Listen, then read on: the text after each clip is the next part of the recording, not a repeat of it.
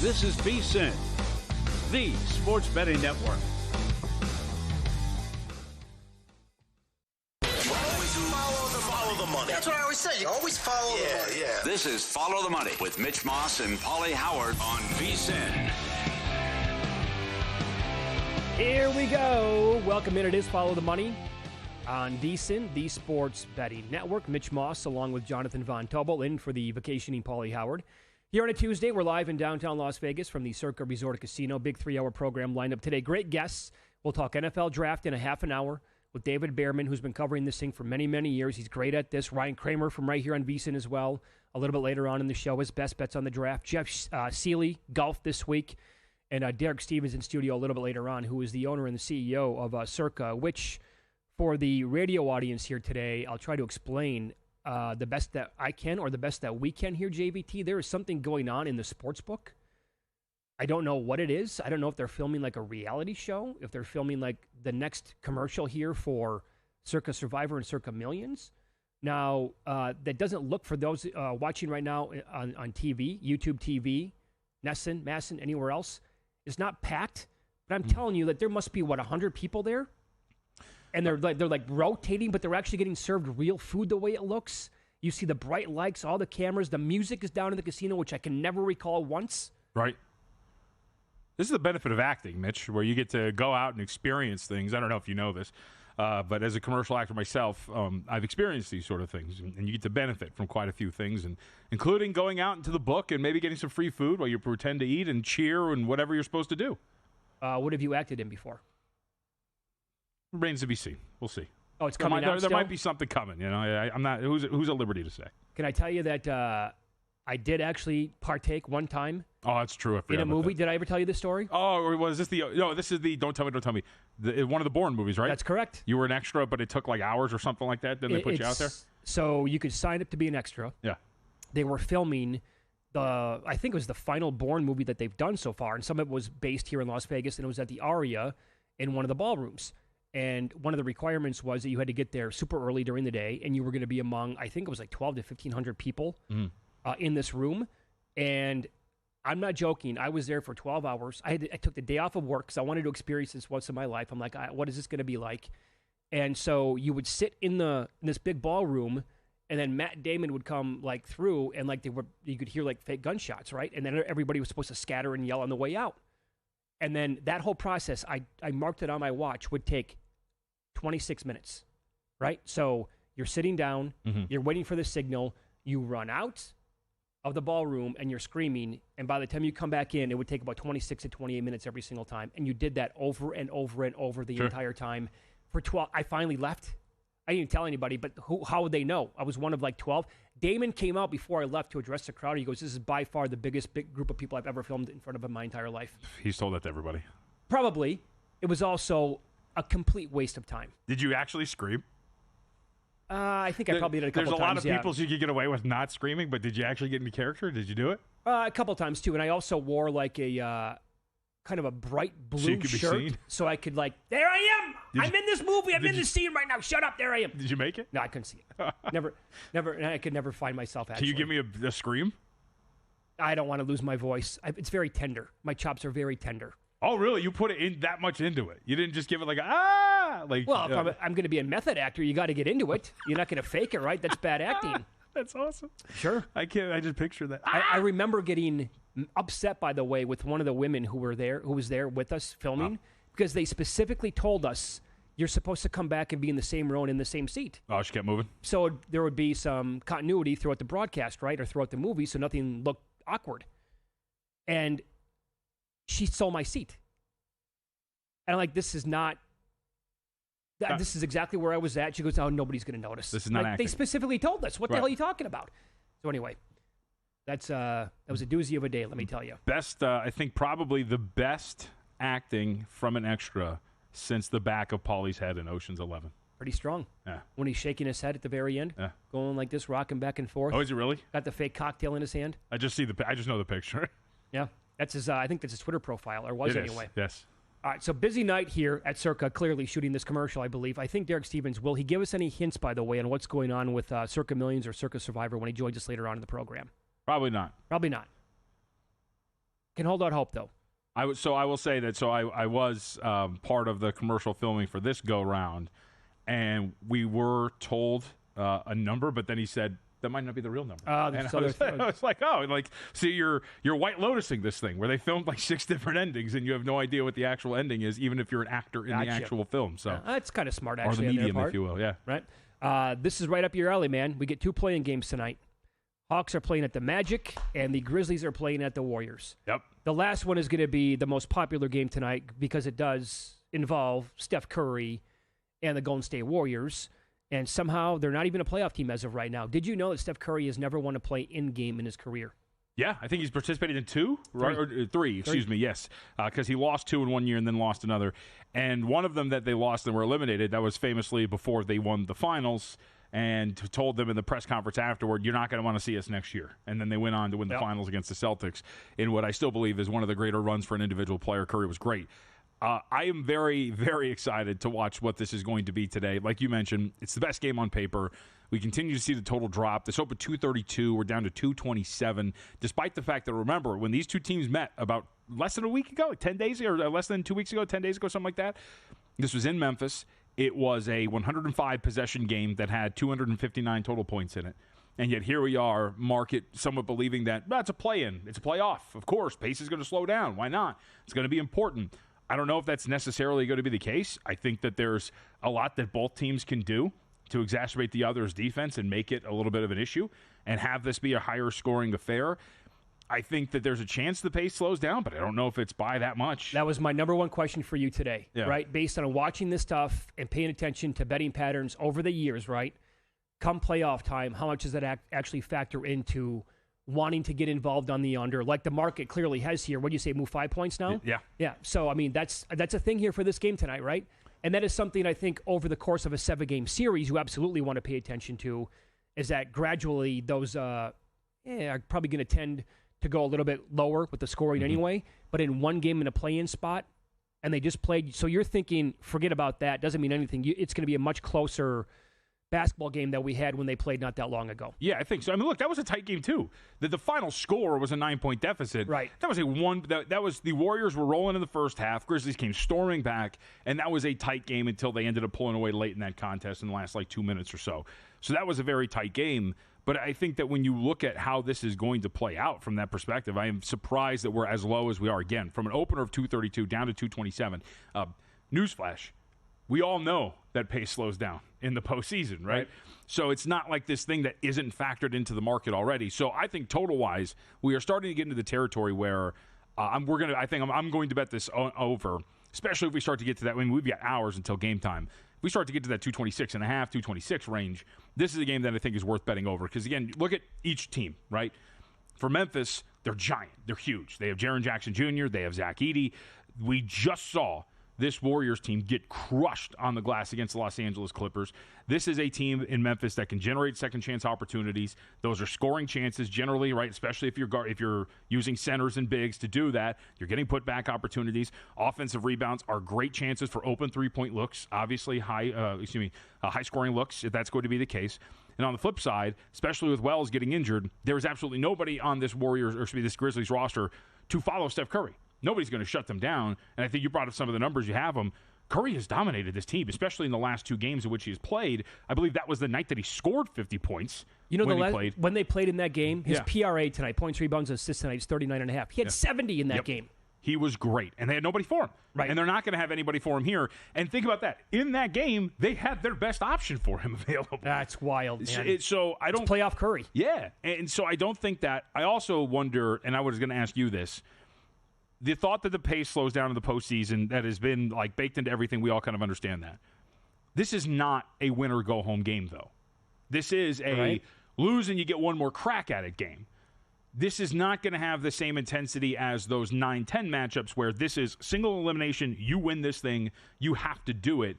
And I do wonder if that does affect the fact that you can play quicker, you can play looser, you don't have to go into that Game 7, walk the ball up, we need to win this or we're going to go somewhere. I'm picking up what you're putting down. So you would tend to look at the loser of this game tonight, and they would take on the winner of the other play-in game between the Mavericks and the Kings. You would look at the under maybe in that game. Yeah, I think that makes more sense, right? Because that is that Game 7 setting. for both those 9-10 matchups, and then when they win and move on. That is win or go home. You are in single elimination, period, bar none. For the Warriors, if they lose this game, for any team, for either team, you lose this game, you're playing a home game next time out against whoever wins that other matchup. That's for both of these games that we're referring to, obviously, with the Hawks Magic too. And I wonder if that's not going to be as impactful in a situation like this. Look, in terms of player props as well for tonight, I think we have to get involved with a guy in this game, and it's rookie Zach Edey. With the rebounds, it's 10.5 tonight. You can ladder him all the way up from what I found, all the way up to 17 if you want to get nuts. He's 5-2 over 10.5 rebounds last 7 games. But JVT, when he goes over, he flies over that number. In fact, those 5 overs, here you go in order: 16, 19, 21, 13, and 16 rebounds. That last 16 performance was the game against the Warriors. Yep. And look at what just happened on Sunday. Ivica Zubac, 22 points and 17 rebounds on 11 of 16 shooting. So if you wanted to go rebound ladder with Edey, if you wanted to go points and rebounds over, I think it's totally a candidate to do so because the Clippers did it. Zubac played 42 minutes in that game. They did not play him off the floor. He 8 rebounds. They used him to post up smaller guys, and they're going to do the same thing with Edey. Like, who's going to match up with him in terms of getting – is it going to be Looney? Right. And you can't. Right?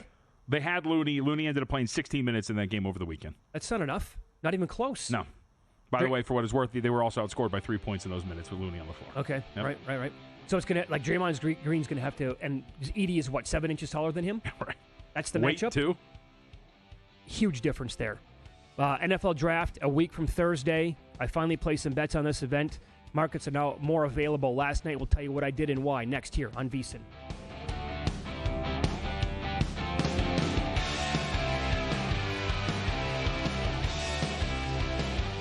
In the heart of downtown Las Vegas, a sports oasis awaits. Stadium Swim, the ultimate outdoor amphitheater, built for the ultimate sports fan, with a colossal screen that brings the game closer than ever. Reserve a daybed, private cabana, or lounge in the center of it all. 6 pools to dive into as the game heats up. And the best part, there's never an off-season. Open 365 days a year. Stadium Swim, it's always spectator season. So, Paulie, have you had a chance to read the VSiN Daily yet? Yeah, came in at 3 a.m. What's Bill doing up that late? Well, rumor has it, it starts off with a 12-hour meditation session. Then he just pours himself over film and live TV, really focusing and taking it all in. Bill's in with the biggest insiders, talking trade secrets, strategies, the whole nine, absorbing the info. And then and only then can the writing process begin.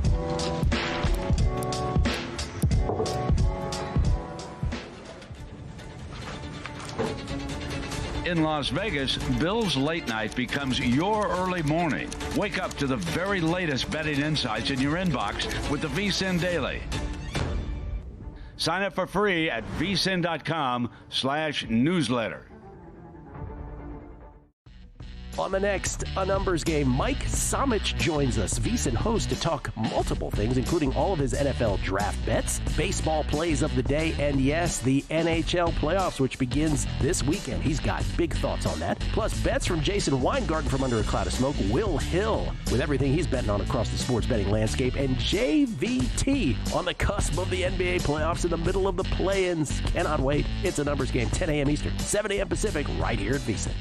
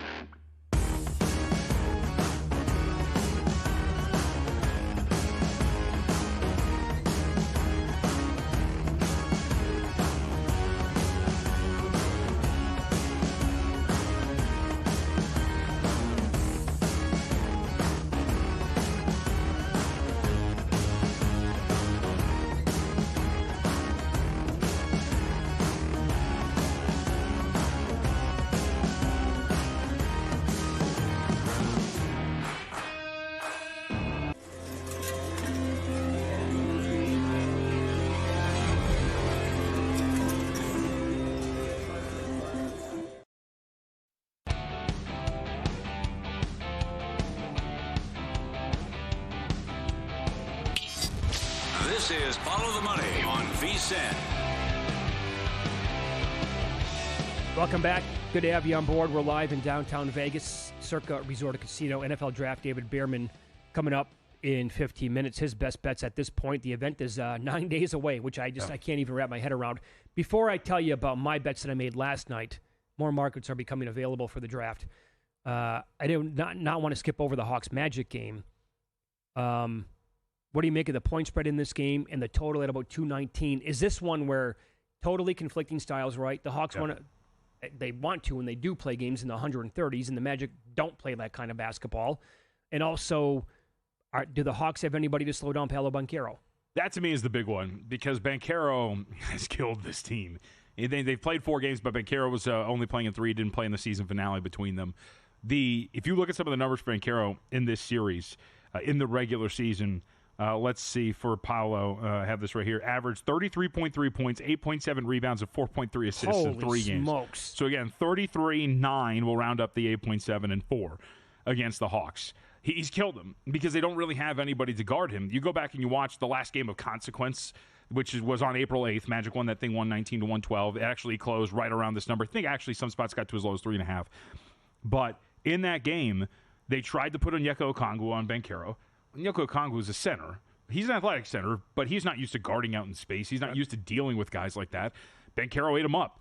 They can try to use Wendell Carter, who's got some similar size, but again, you give up some athleticism, Wendell Carter, Mohamed Gay, but you're going to give up some size there to Paolo Banchero. You don't even know if Mohamed Gay is going to start because they just put him out there so they can be big, because this is a giant Magic team.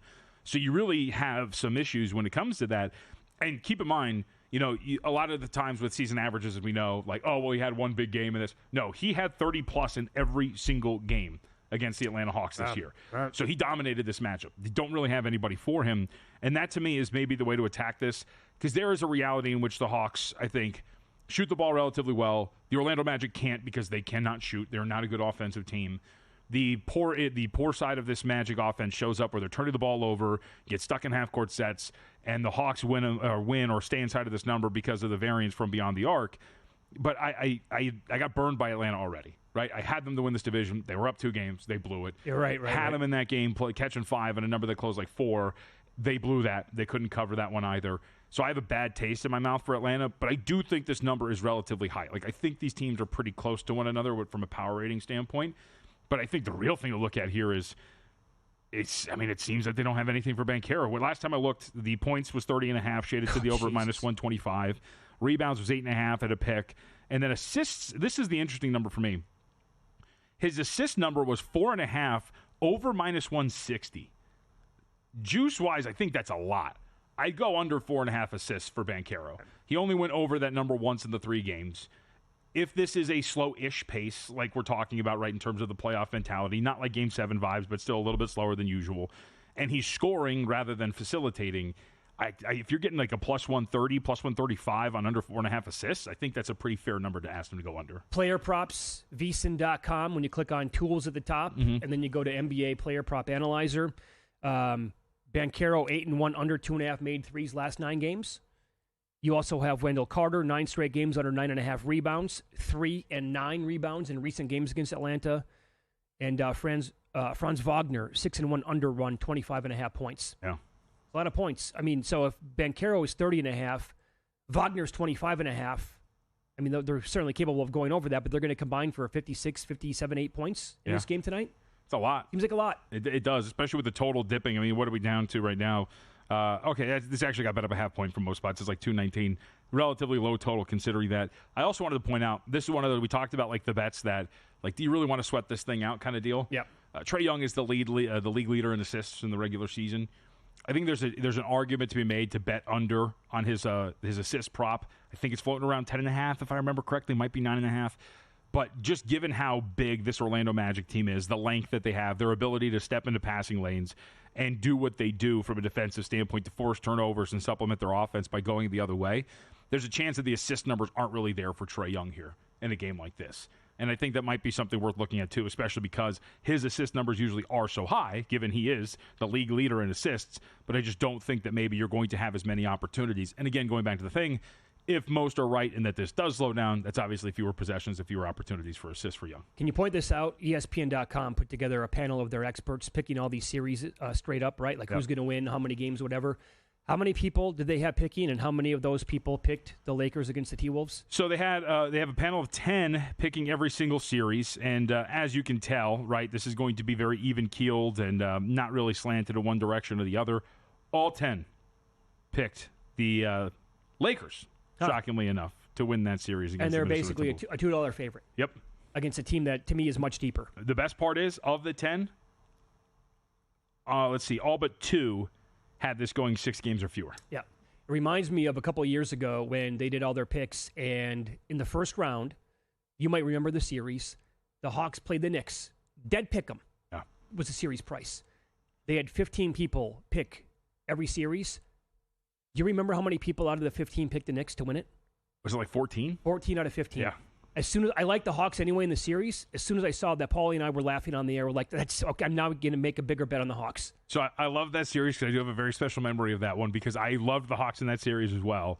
But the reason why I remember it so fondly is that year, Michelle Musburger had me scheduled to do like a late night hit in New York radio with Sal Licata. And so I go on, it's like 1 o'clock in the morning our time or something like that. And so I'm sitting there talking to him, and he's like, "All right, what do you think about the Knicks?" And I go my whole spiel about why I think the Hawks are going to win. And we get into an argument. Like he's not happy with the fact that I am picking the Hawks to win this thing. So they go on to win, I think, in 5, if I remember correctly. They won relatively handily. And he had me back on. And now me and Sal are tight. We're cool. Yeah, but like it was one of the funnier things because that was like the first year the Knicks were finally good again, right? Sure. It was the Julius Randle Most Improved Player of the Year award year. Like everything was going well. And nobody could understand, like... Thibodeau Coach of the Year? I think that was the same year, right? Because he won on second-place votes because more people had Monty third than they did first or whatever it was. So everything was feeling good. The league's better when the Knicks are good. All that nonsense. Right. And then they go out and lose the way they do. It was so Great. funny. I mean, and I love New York. How can you have 14 out of 15 people? It just tells you about the New York bias, right? Yeah. The East Coast bias baked into something like that. I mean, or there's big city bias, I guess. Bias all over the place. And frankly, like I'll be somewhat mean here. A lot of the talking heads that have the biggest platforms don't watch. They don't. Yeah. At least to the level that you should to really watch these games and analyze them. All right. I'll get to my player props here for the NFL draft that I have made, and I did last night. I was pleasantly surprised when I looked at a couple of other books, and my God, they had a bunch of different offerings. So I took a peek, and here is who I bet and why I bet them, JVT. Todd McShay on Matthew Golden, March 24th. Remove two-way star Travis Hunter from the equation. Matthew Golden is wide receiver 1 in the 2025 draft class. Dame Brugler, awesome on the draft at The Athletic on April 6th. Golden is in the conversation to be the first wide receiver drafted. And I made a note of this right after the Combine when there was somebody by the name of Austin Abbott. I'm not sure who he's with, but he was at the Combine on March 2nd. He tweeted out a bunch of takes from what he heard, and he goes, "Look, this is all accurate. It's information. I'm telling you what I was told." And among the items that he broke down in this tweet, he said Matthew Golden will be the first wide receiver off the board. Wow. So I've been waiting and waiting and waiting. I know that it's been up at DraftKings where we can't bet, and I wanted to see how high this number might get. I found 2-1 on Golden last night. Had to take it. And if I remember correct, Travis Hunter is being listed as a cornerback, correct? Correct. Okay, so you don't get burned there. Right, So, it's McMillan, Yep. I think. I don't think the kid from Ohio State's going to go first overall on wide receivers. So I think it's going to be at 2-1. I had to take that price. And also I saw a great tweet yesterday. Look, I mean, the Miami Dolphins are close to being in shambles. But there was a great tweet from Warren Sharp explaining how bad the offensive line was yesterday. I mean, it's like a 500-word tweet. That's a little excessive, but it's explaining how bad they were last year. Yeah. And exactly how many losses and what they're up against this year.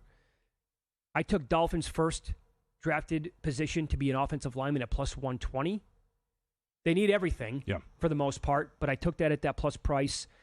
And I don't know if this will happen or not, but looking at several mock drafts last night, a lot of people had Green Bay taking a wide receiver with their first pick, something they have not done since 2002, if you can believe it. All that time with Brett Favre and Aaron Rodgers. But I found 6-1 last night on the Packers to take a wide receiver in the first round. Josh Jacobs was pining for it recently, saying we need to start that position. They're deep at wide receiver, but they don't have like a guy who can dominate games. Yeah. So at 6-1, I thought that was worth a bet. I think it makes sense. Go to VSiN.com. Check out all the analysis we'll have for the NFL draft, which comes up, as Mitch said, in about 2 weeks, which is absolutely insane. Less than 2 weeks, right? Yeah. Less than 2 weeks. What am I talking about? All that analysis is going to be up on the website at VSiN.com. You're going to want to be a part of it. Check out our summer special, VSiN Pro Access, through August 1st for less than $60. It includes all the great write-ups. My write-ups for the Eastern Conference Playoff Series will be up tonight, and the others, of course, once they're set. Exclusive betting splits data from Circa and DraftKings.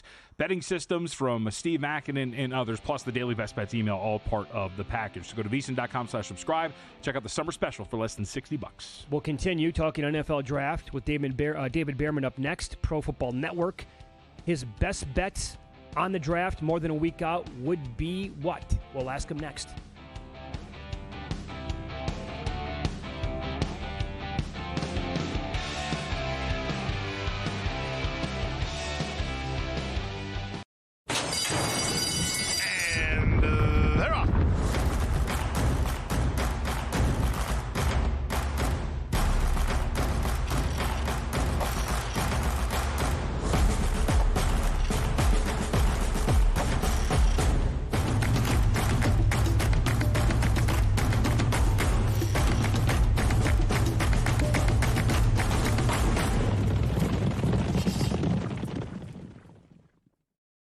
Masters to the Derby, playoffs to the draft. We have your summer covered with a VSiN Pro subscription for just $59 until August 1st. That means expert picks for every major event, exclusive betting splits from DraftKings and Circa, 24/7 video access on the VSiN Watch app, as well as betting guides for the Kentucky Derby and the NFL. Sign up now at VSiN.com/subscribe for just $59 and join us on the Sports Betting Network.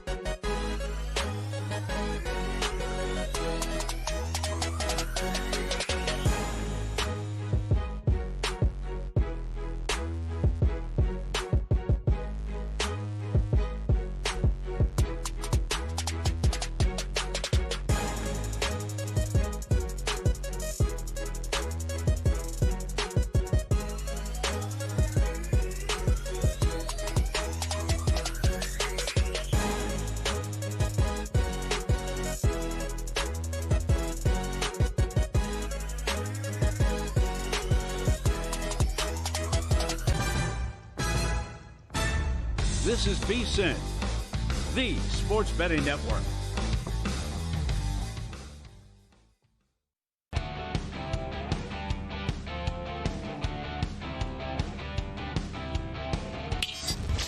This is Follow the Money on VSiN. Good to have you on board. NFL Draft, 9 days away. March and April, I'm telling you. Best 2 months of the year in sports.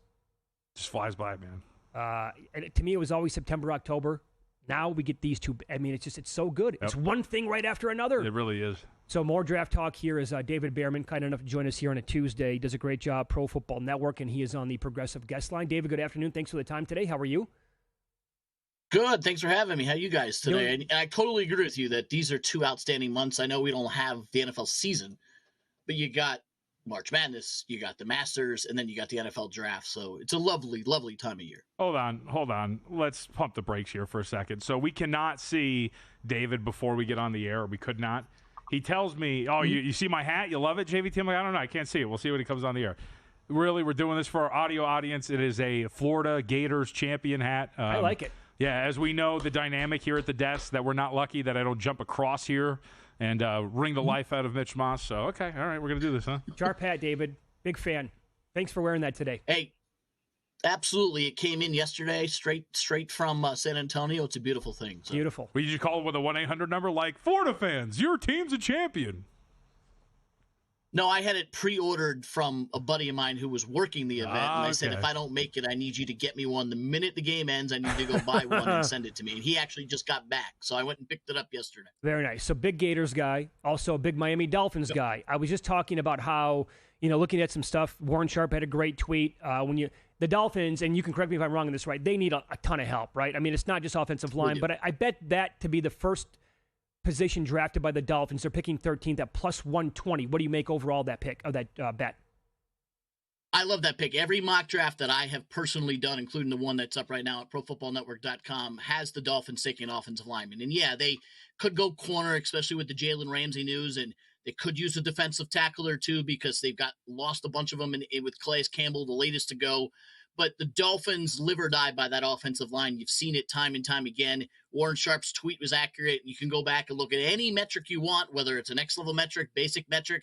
When Tua Tagovailoa is healthy and upright and has time to throw, he's among the most efficient passers in the National Football League. But when the offensive line leaks and it's injured and Tua gets banged up and he doesn't have time to throw, that entire offense goes out the window, and obviously it gets even worse if you have to replace Tua with somebody else. The bottom line is the Dolphins don't work without a strong offensive line.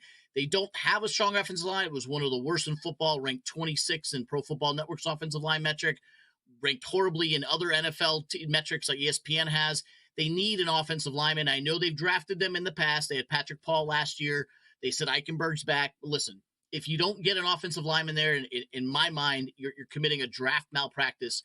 You can get defensive tackles and corners later in the draft. You can trade back into the first round, but you need an offensive lineman at 13. That's where I'm going, and so I like your bet, Mitch.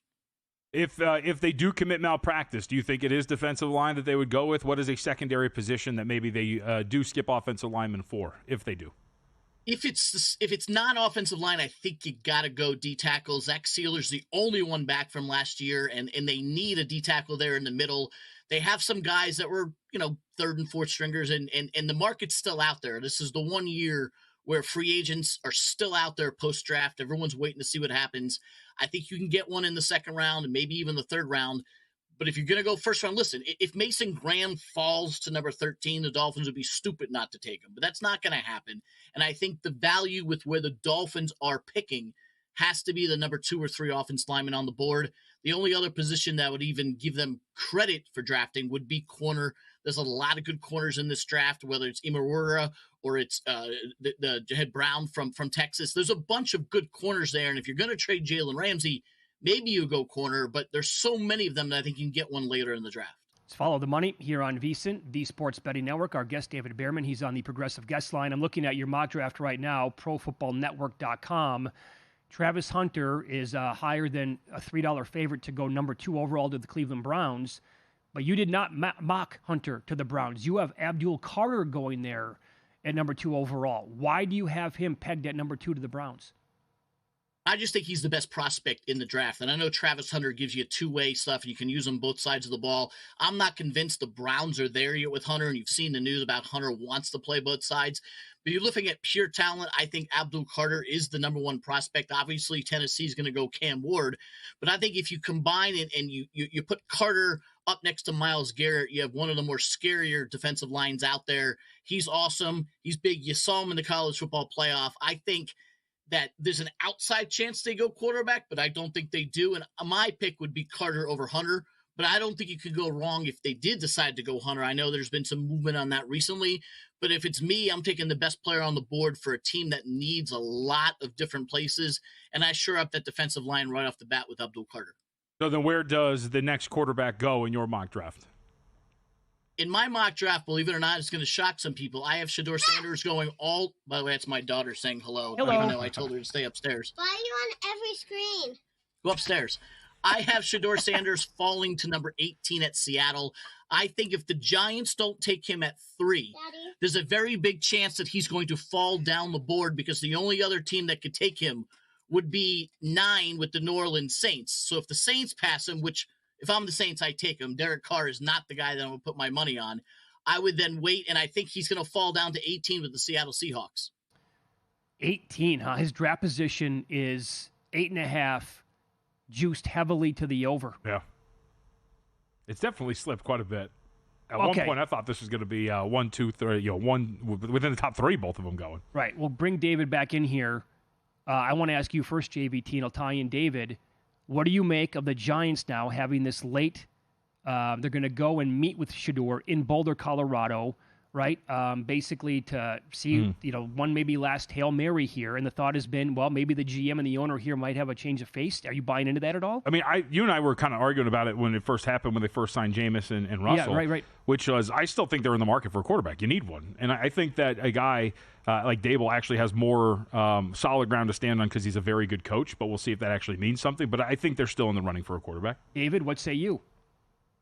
I don't think they take quarterback here. Not that they've solved the problem, but this is a team that needs to win now if Dable and Shane want to save their job. I don't think Shedeur Sanders gets that. I've been saying this from the beginning, even before Sanders' stock went down a little bit. I don't think the Giants can afford to put their stock in a rookie quarterback, especially when you just went out and signed 2 veterans. You got 2 veterans out there. Play with the veterans, try to save your job, and build up somewhere else, whether it's Travis Hunter, whether it's Abdul Carter. You want this GM and coach have to win now. And Shedeur Sanders is not getting this team 10 wins, regardless of what you think of Sanders. I don't think he takes this team. There's too many holes, and he's not ready to be an NFL quarterback to be going 3rd overall and take this team to where they need to be. Because if this team doesn't make the playoffs or have even a close to a repeat of last year's disaster, I think the entire regime is out. You're not fixing that with Shedeur Sanders. You're not. Maybe if they had 2 more years, you go take Sanders and you put him behind the veterans. But spending a first-round pick on a guy that you're not going to play because your job's on the line is not the recipe to keep your job. Yeah, you and I are completely on the same page with that. So you think, and again, you have Carter going 2, Hunter 3, but if Hunter goes number 2, you think Carter is going to be like a no-brainer pick then for the Giants too? I do, because I still think he's the top prospect on the board. So I think it's flipped. And if Hunter goes to the Browns, I think Carter does go number 3. I think that's your top 3, regardless of what you look like it. The Patriots are going to go offensive line or D tackle, and I think that could go either way. But I do think those are your top 3 picks either way you look at it. Do you think Genty is going to go to the Raiders at number 6? I do, but I think he's just the perfect fit there. At once, we thought he was going to fall to 12 for the Cowboys, but I think the Raiders, who also have a lot of holes to fill, you got Pete Carroll. You know he likes the big bruising running back he had in Marshawn Lynch for all those years. Genty seems to be a perfect spot there. Could they go elsewhere? Sure, but I think it makes almost too much sense. So I have Membu going 4 to the Patriots. I have Graham going 5 to the Jaguars, and I have Genty going 6 to the Raiders. I think that's your top 6. You can mix or match whether you think the Patriots like a different lineman, but I think Graham will go 5 and then Genty goes 6. All right, last just about a minute, 20 seconds. How many quarterbacks are going in the first round? I know it's juiced to the over, but I would still bet the over 2.5. I think you're going to get Sanders is going to go. Obviously, Ward's going to go, and it's a tradition like none other. A team will trade into the bottom of the first round to take a quarterback. I think it's going to be Jackson Dart. I think someone will trade up there. Hey, in my mock draft, I had the Browns trading back into the first round right around the Baltimore Ravens pick to take Jackson Dart before the first round's over. So I have all three of them going. Okay, so would that be your best bet as of right now with the draft 9 days away would be over 2.5 quarterbacks in the first round? I would pick the over 2.5. I know the juice depending on where you get it, but I do think you're going to get 3 quarterbacks. Teams just love quarterbacks, so I think you go with 3 there. Do you think I'm making a mistake by betting Matthew Golden, number 1 wide receiver taken in the draft, 2-1? I like that based on what I've read, but I also think the kid from Arizona might go in the top 10 as well, McMillan. So I'd be careful on that one, but I do like your Dolphins bet on offensive linemen. Okay. All right. Very good. David, that was great. Thanks so much for the time today. We appreciate that. Absolutely. Thanks. And JVT, sorry about the hat. And, of course, my daughter's magical TV experience. That's all right. That's all right. My kids have done it before, too. Thank you, David. Appreciate it. Folks, sharpplays.com, where real bettors go to get ahead. Sharpplays.com. Respected, watched, and feared. Why follow the crowd when you can lead it? Check out the Sharp Plays at sharpplays.com.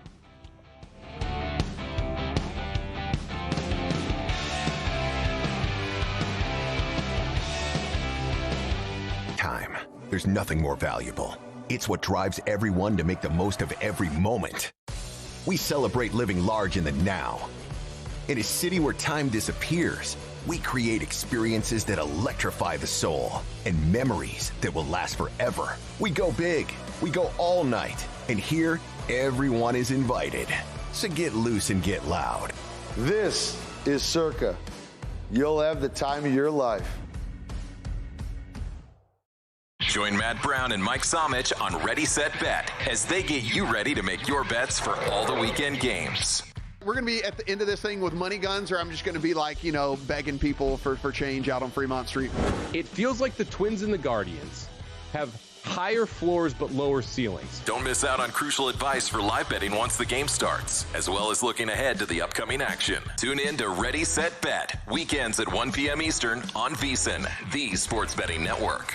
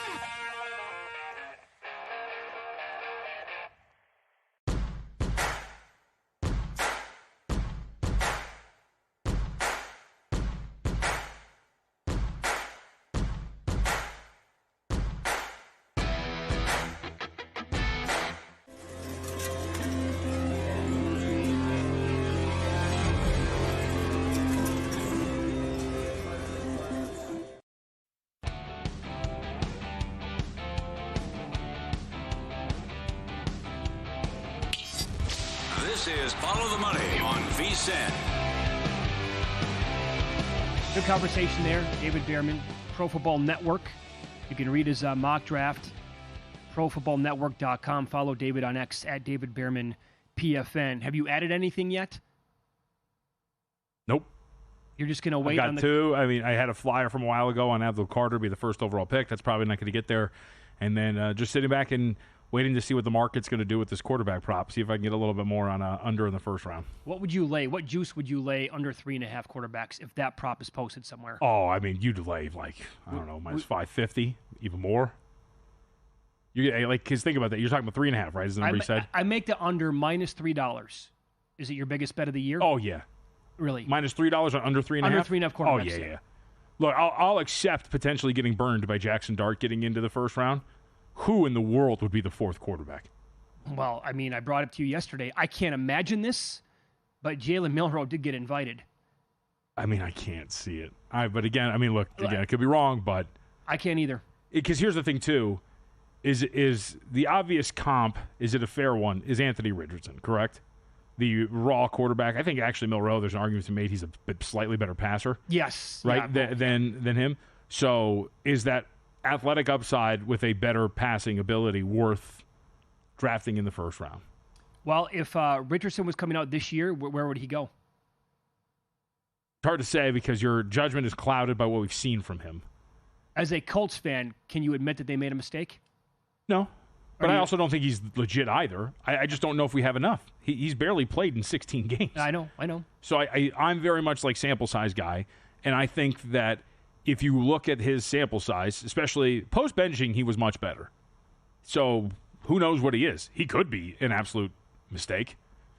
Who knows? Maybe after this offseason, he wins the battle, he comes in, he takes it seriously. Maybe he's actually legitimately good. Hey, a lot of quarterbacks are huge mistakes early course. On in the first round. It's hard to get a quarterback. And look, like I loved Milroe in college. I made a great case. I thought, not a great case. I had a big case here for Milroe, detailed why I liked him to win the Heisman Trophy last year. Yeah. And after that game against Georgia, he was the favorite to win it.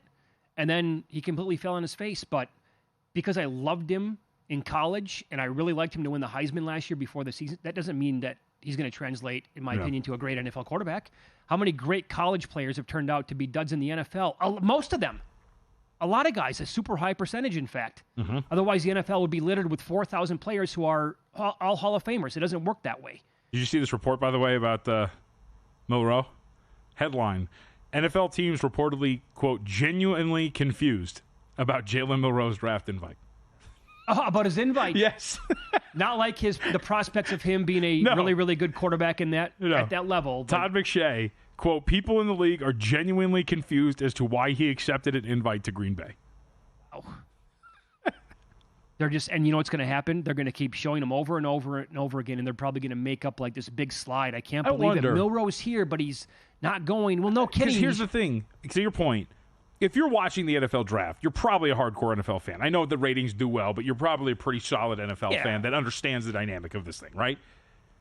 Would you try to sell that narrative? Because if you're watching the draft, more than likely you understand where he falls in the pecking order of prospects. That wouldn't be a story for you.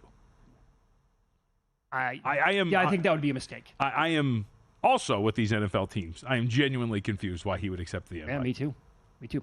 All right, how should we approach tonight after breaking out the home run tracker for the first time all year yesterday?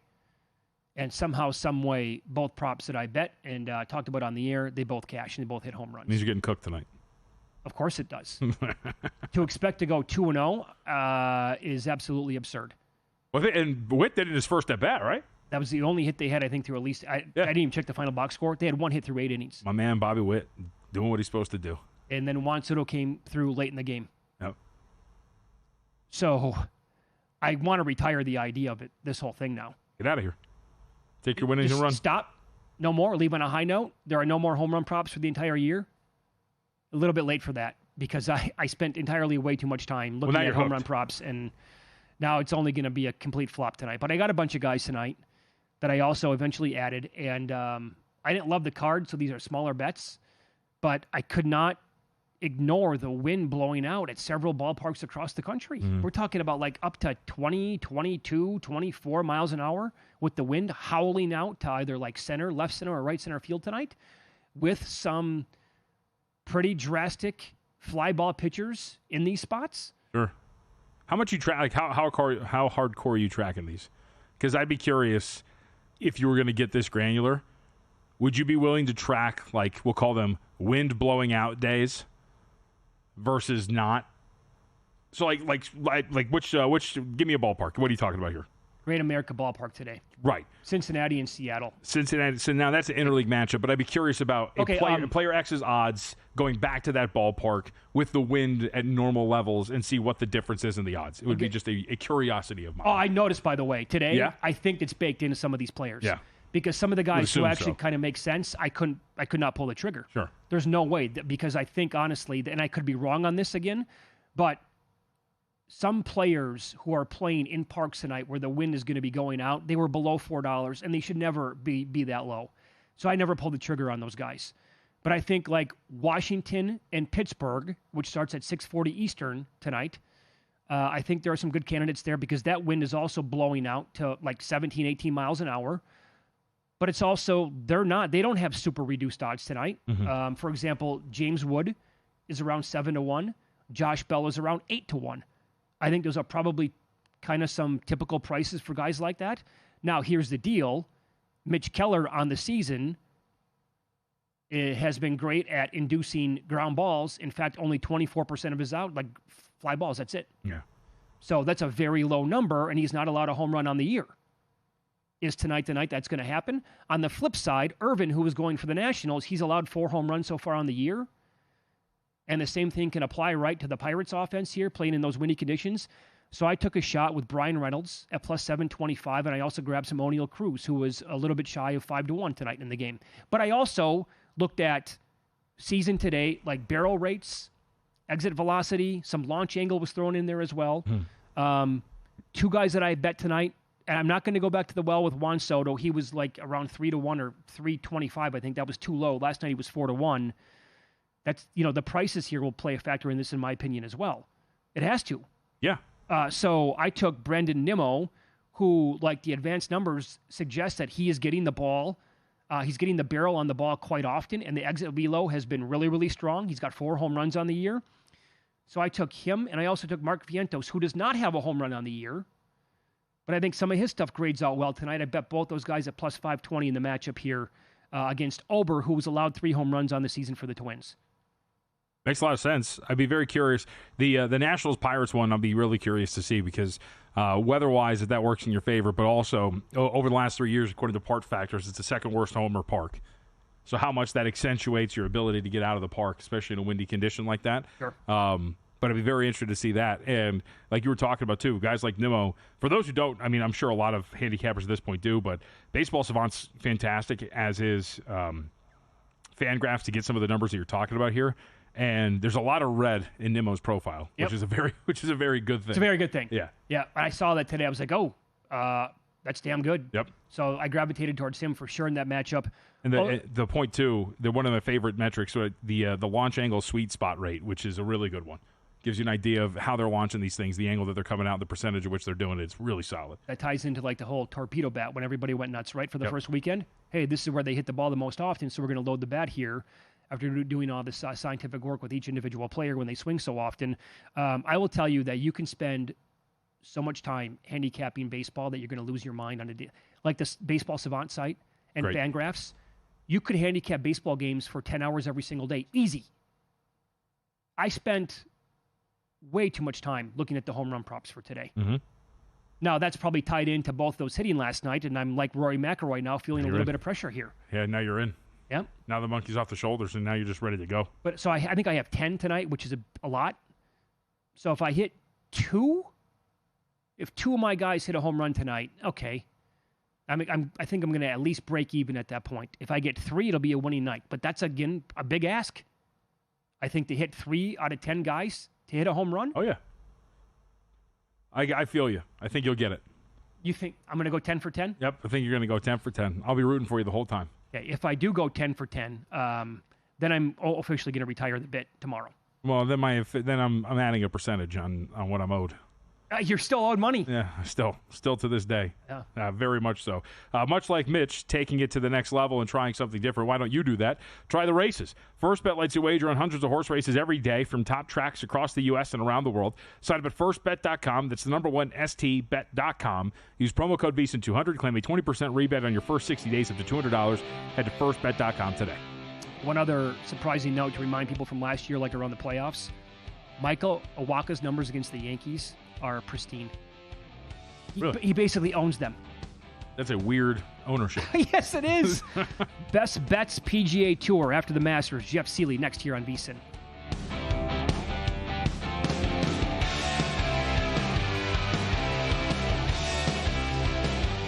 And we're out. Okay, give me 1 sec. I need to load funds into my